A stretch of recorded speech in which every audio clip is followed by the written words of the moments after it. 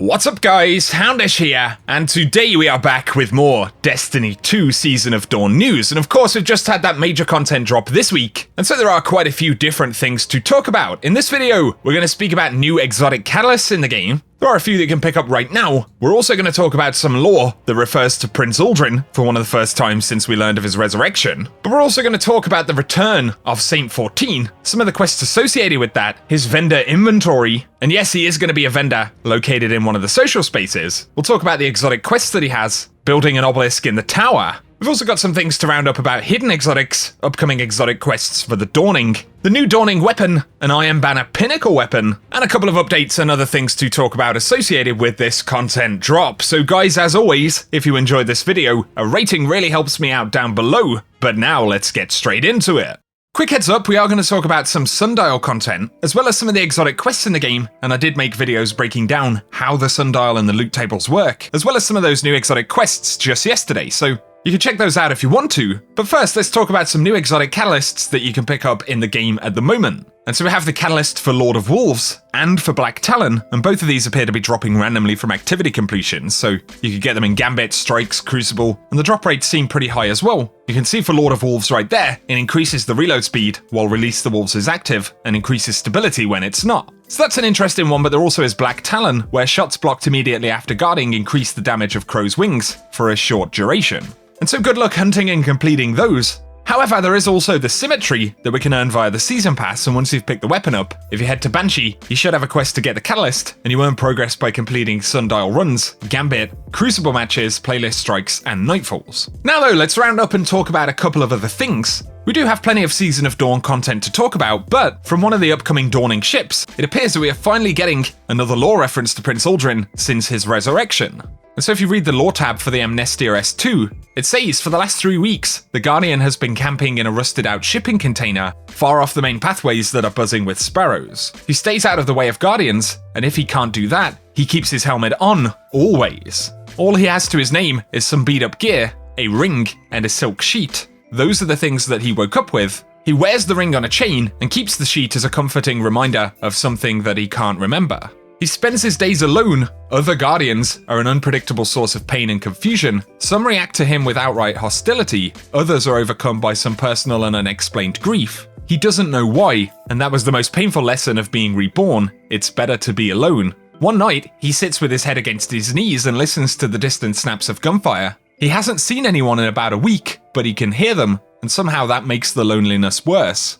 But his ghost says, did you know that in the last city they are celebrating? They call it the Dawning, and it's a celebration of friendship and hope and warmth. The Guardian keeps his eyes closed and forces down his bitterness. The silence lingers between them, heavy and filled with unsaid things, until his ghost gently bumps his shoulder and says to feel good, they say to each other, Happy Dawning. But still the Guardian says nothing. His own silence makes him sick with himself. His ghost has never doubted him, never doubted anyone really. He is a well of relentless optimism, and as infuriating as that is, it's also heartbreaking and comforting and a relief. The Guardian is not going to be the one to disappoint him. There's been too much disappointment in this life already. Happy Dawning, he says. So, no, that was a bit of a read right there, but that is the sad story of the resurrected Prince Uldren right now. He's living alone somewhere relatively close to the last city, because obviously they reference them being able to hear the Guardian celebrating for the Dawning. It also references the fact that Uldren doesn't know his past life, and that obviously that's a big question for him. And interestingly, it refers to Guardians who actually run into Uldren. The fact that some Guardians are very hostile, obviously following what happened with Cade, but others are much more sympathetic with his position right now. So yeah, let us know your thoughts about that, but certainly I think it's a pretty sad story that at least gives us an idea of what's currently going on with the revived Prince Uldren.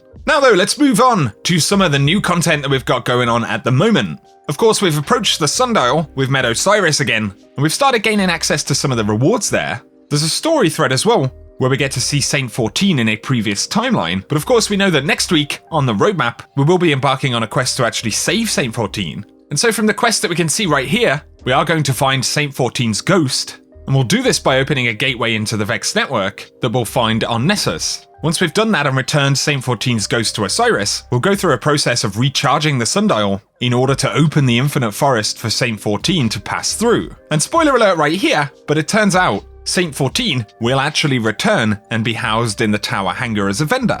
So we can see that from the primer quest step right here. And in the database, we can get a look at Saint 14's vendor inventory, which primarily consists of basic daily bounties, and these award the currency for the obelisks and sundial. But also Saint 14's inventory consists of the items required for 2 different exotic quests. So we've got a lost relic. This is how we'll get the new exotic sidearm, by pulling a new time lost frame out of the shattered timelines within the sundial. Obviously that one's coming up in January. But also, the Corridors of Time kind of story quests, the one we just referred to, where we first see Saint 14 in a different timeline, they are definitely going to be worth doing on top of the story element, because it appears that they're also linked to a different exotic quest. So we can see a legendary item here, exploring the Corridors of Time. This is for one of those future Corridors missions, but obviously this turns into an exotic version of that quest item. We'll have to visit the spider, collect fallen intel, and obtain some curious items, and it looks like that will be for the Bastion quest to get the new exotic fusion rifle. And so that's what Saint 14 is actually going to have in his inventory, and obviously that stuff will roll out over time. But here, we're also going to build a new obelisk of some sort in the tower. And so there's a quest that we can see here to speak to Saint 14 in the tower hangar and assist him in repairing an odd device left by Osiris, before eventually placing a repaired obelisk in the tower courtyard. So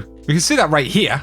And when we look at the vendor inventory for this obelisk, we also see an item for the Devil's Ruin exotic quest, so obviously this will have to happen first, but the tower obelisk otherwise simply lists Saint 14 themed legendary weapons, and so it looks like this will be a more guaranteed way or reliable way to earn those weapons more quickly at some point in our progression. Finally, on Saint 14 though, it does appear that at some point he will leave the tower once again. And that's just what we can see in the database at the moment. It appears that his visit is going to be somewhat temporary, but he will send us off on a different quest where he'll eventually gift us with a book of bounties. And it says Saint 14 would like you to place the book in his space in the tower. And that's going to be a way to continue to get access to new bounties for that stuff. So obviously the story content that we're getting at the moment via the Corridors of Time quests are slowly leading to Saint 14's return, and from there, that will lead us onto a bunch of the exotic quests, and make acquiring various items from the obelisks and sundials much easier.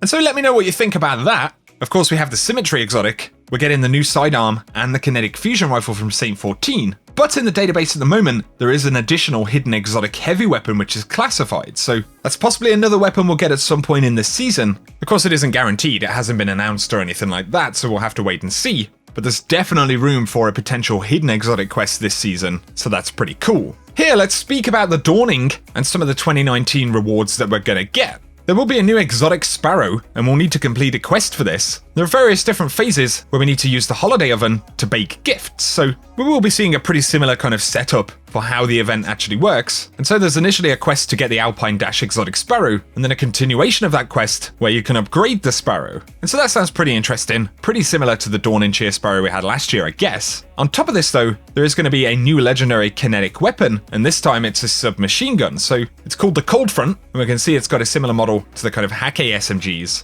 However, this is an aggressive frame SMG, so that's a 750 RPM, which I believe is similar to Huckleberry. And it is able to get new bonuses like Osmosis, where using your grenade ability changes the weapon's damage type to match your subclass until you stow it. That's a pretty cool one. We've also got Vorpal Weapon, which grants increased damage against bosses, vehicles, and guardians with their super active. And so that's the new Dawning 2019 weapon, but it appears that we're going to get a kind of pinnacle Iron Banner weapon potentially as well. So it's called Point of the Stag, it's a precision frame bow, and it also can roll out with bonuses like Vorpal Weapon. But the perk listings simply have 2 different traits for each slot, which is very similar to what we see with ritual weapons. So the bow can get No Distractions and Archer's Tempo, and then the second trait slot can get Vorpal Weapon or Eye of the Storm. We can't currently see the quest for it or anything like that, but there is a separate new Iron Banner quest, which presumably we'll use to get all of the armor. Nonetheless, there is a somewhat new Iron Banner weapon available for this season, which is good news.